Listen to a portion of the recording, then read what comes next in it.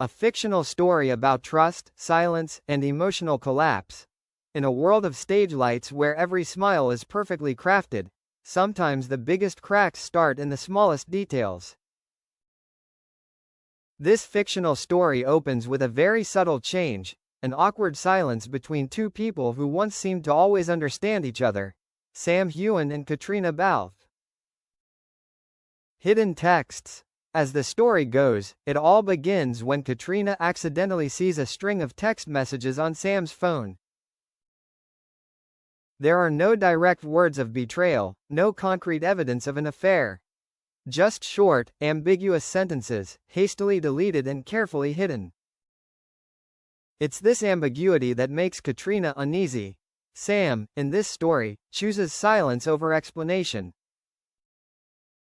He believes it's just work, private exchanges related to an unannounced project.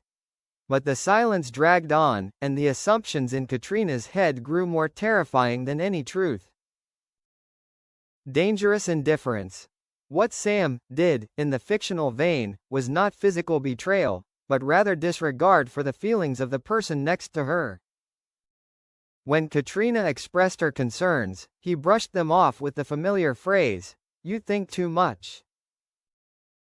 That phrase, repeated over and over again, became an invisible knife. Caitriona began to doubt her own feelings.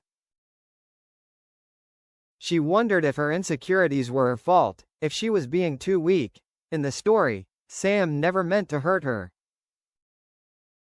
But his indifference, the unanswered calls, the last-minute cancellations, the absolute focus on work, gradually made Caitriona feel abandoned. Public pressure and loneliness.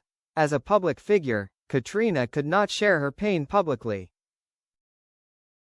The media, in this fictional world, still constantly praises the perfect relationship between the two, unintentionally creating more pressure. She smiles in front of the camera, completing a busy schedule, but inside there is a constant fatigue. Insomnia, anxiety, sudden panic attacks, all accumulated without being released. The moment of collapse. The climax of the story occurs when Caitriona faints in the dressing room after a long work session. Doctors, according to the fictional plot, determine that she has acute depression with severe exhaustion. The hospitalization was not due to a single act of violence or shock, but the result of months of pent-up emotions. Only then does Sam truly realize the seriousness of the problem. He stands before her bed, facing the truth that what he did, or rather, didn't do, was not listen enough, not reassure enough, and not be there when Caitriona needed him most. Belated regret. In the fictional ending, Sam chooses to confront. He admits his mistake, not because of betrayal, but because he let his busyness and ego overshadow the necessary care. The apologies are spoken in the quiet space of the hospital, without media, without lights, just two real people with real wounds. Caitriona, though on a journey of recovery, understands that an apology cannot erase the painful days. But it opens up the possibility of healing, even if the path is long and uncertain.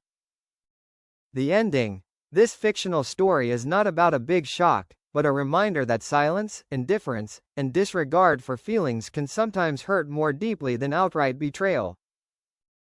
In this fictional world, what drove Caitriona Balfe into depression and hospitalization was not a shocking secret, but the lack of connection between two souls who were once so close. A silent tragedy, and also a bitter lesson about loving not just with words, but with real presence.